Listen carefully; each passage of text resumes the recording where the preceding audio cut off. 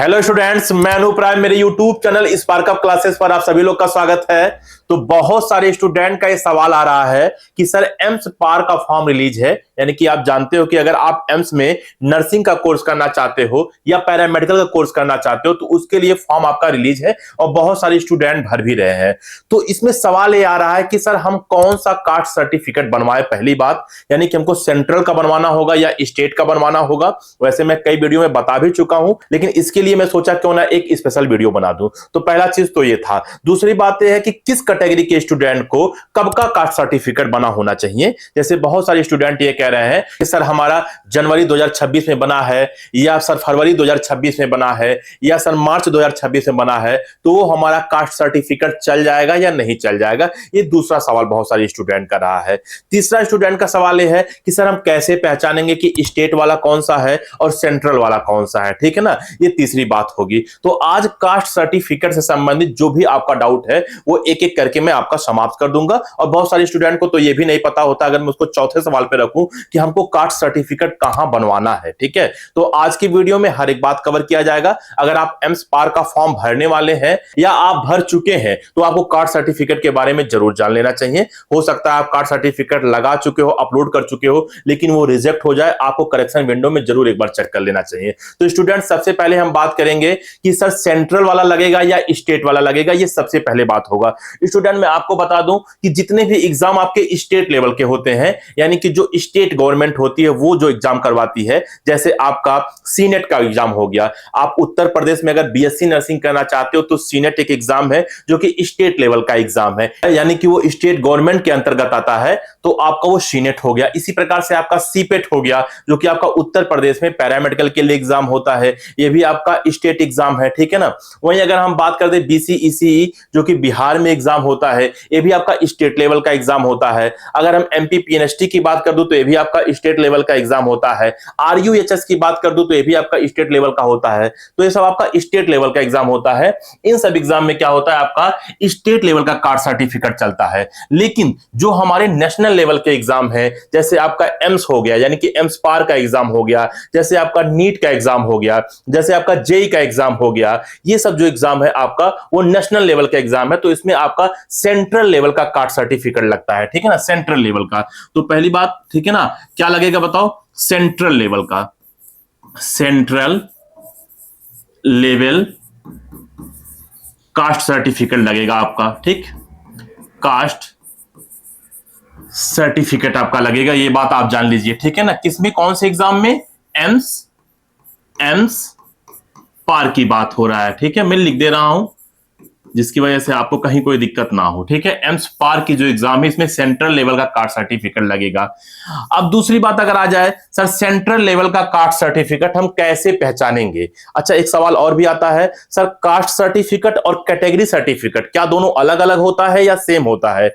Student, मैं आपको बता दूं कि कास्ट सर्टिफिकेट और कैटेगरी सर्टिफिकेट दोनों सेम होता है, जिसको हिंदी में जाति प्रमाण पत्र अथवा श्रेणी प्रमाण पत्र कहते हैं। ठीक, अगर हिंदी में मैं बात करूं तो जाति प्रमाण पत्र या श्रेणी प्रमाण पत्र। अगर हम इंग्लिश में बात करूं तो कास्ट सर्टिफिकेट या कैटेगरी सर्टिफिकेट। ये भी एक छोटा सा डाउट है, आप ये भी समाप्त कर लीजिए। ठीक है ना। सेंट्रल लेवल का कास्ट सर्टिफिकेट कैसे पहचानेंगे, जब आप उसके ऊपर देखोगे तो आपको लिखा रहेगा under the government of India. क्या लिखा रहेगा बताओ, under the government of India, government of India, ये उसकी पहचान है। अगर ये चीज लिखा है तो इसका मतलब ये है कि वो आपका सेंट्रल लेवल का कास्ट सर्टिफिकेट है। अगर ये चीज नहीं लिखा है तो इसका मतलब है कि आपका वो स्टेट लेवल का कास्ट सर्टिफिकेट है। ठीक है ना। तो चूंकि एम्स पार आपका नेशनल लेवल का एग्जाम है, इसलिए आपका सेंट्रल लेवल का कास्ट सर्टिफिकेट लगेगा। ठीक है ना। तीसरी बात हम कर दें कि सर ये कब का बना होना चाहिए। बहुत सारे स्टूडेंट कह रहे हैं सर हम अभी जल्दी ही बनवाए हैं, जनवरी में बनवाए हैं, या कुछ कह रहे हैं हम फरवरी में बनवाए हैं, कुछ बोल रहे हैं हम मार्च में बनवाए हैं, तो क्या वो चल जाएगा। बिल्कुल नहीं चलेगा। अगर आप ओबीसी एनसीएल हो, ध्यान से सुनो, अगर आप ओबीसी एनसीएल हो, अगर आप इस कैटेगरी में आते हो, या आप जनरल में ईडब्ल्यूएस हो, क्योंकि आप जानते हो कि जनरल में भी एक स्पेशल कैटेगरी होता है ईडब्ल्यूएस का। अगर आप इस कैटेगरी से बिलोंग करते हो तो आपका जो कास्ट सर्टिफिकेट है वो 1 अप्रैल 2026 का होना चाहिए या उसके बाद का होना चाहिए, यानी कि 1 अप्रैल 2026 का बना हो या तो उसके बाद का आपका बना हो, अगर आप ओबीसी, एनसीएल और ईडब्ल्यूएस हो तो। वहीं अगर आप जनरल कैटेगरी के हो, मान लीजिए अगर आप जनरल कैटेगरी के हो या आप ओबीसी सीएल हो तो आपका कास्ट सर्टिफिकेट लगता ही नहीं है, आपको अपना जाति प्रमाण पत्र नहीं बनवाना है। केवल जब आपका फॉर्म भरा जाएगा तो उसमें ऑप्शन देगा, उसमें आपको क्लिक करना होगा कि आप जनरल के हो, ठीक है ना।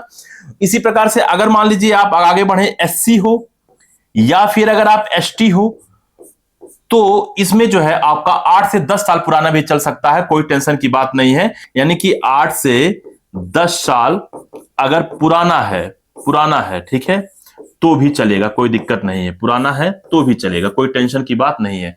तो आप इतनी बातें जान लीजिए। सेंट्रल लेवल का कास्ट सर्टिफिकेट लगेगा। पहचानोगे कैसे? ऊपर लिखा रहेगा under the government of India. OBC, NCL और ईडब्ल्यूएस का 1 अप्रैल या 1 अप्रैल के बाद का होना चाहिए। जनरल ओबीसी सीएल का लगता ही नहीं है। एससी एसटी का 8 से 10 साल पुराना होना चाहिए। ये सारी बातें मैंने आपको एक एक करके समझा दिया। अब बहुत सारे स्टूडेंट ये भी सवाल करते हैं कि सर हम कहां से बनवाएंगे कास्ट सर्टिफिकेट?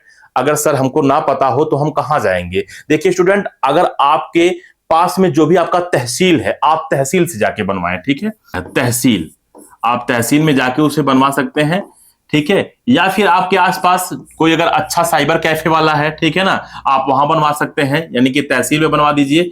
या फिर आप कोई अच्छे साइबर कैफे वाले से कांटेक्ट करिए, क्योंकि उनका क्या होता है, जो तहसील के ऑफिसर्स होते हैं, ठीक है ना, जैसे आपका रिवेन्यू ऑफिसर हो गया, ठीक है ना, एसडीएम हो गया, इन लोगों से कांटेक्ट होता है तो वो लोग बनवा देते हैं, साइबर कैफे वाले भी। तो आप यहां जाकर बनवा सकते हो, ठीक है। आप यहां जाइए, कांटेक्ट करिए और पता करिए। तो स्टूडेंट, ये आपका सवाल था बहुत सारे स्टूडेंट का, हो सकता है कुछ लोग को पता भी हो, कुछ लोग को नहीं भी पता था।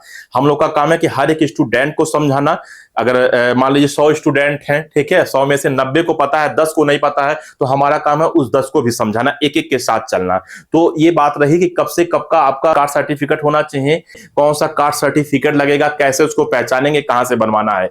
स्टूडेंट, इसी प्रकार से अगर आपको किसी और टॉपिक पर वीडियो चाहिए तो आप कमेंट करिए। बहुत सारे स्टूडेंट ये भी सवाल कर रहे थे कि सर किस एम्स में कौन सा कोर्स होता है और सीट कितनी होती है। तो अगर आपको जानना है AIIMS wise courses and seat, तो आप कमेंट कर देना एम्स वाइज कोर्सेज। अगर आप इतना लिख दोगे तो इस पर मैं वीडियो बना दूंगा, तो आप इस पर कमेंट जरूर करिए, ठीक है स्टूडेंट। इस वीडियो में इतना ही, मिलते हैं अगले वीडियो, तब तक के लिए जय हिंद।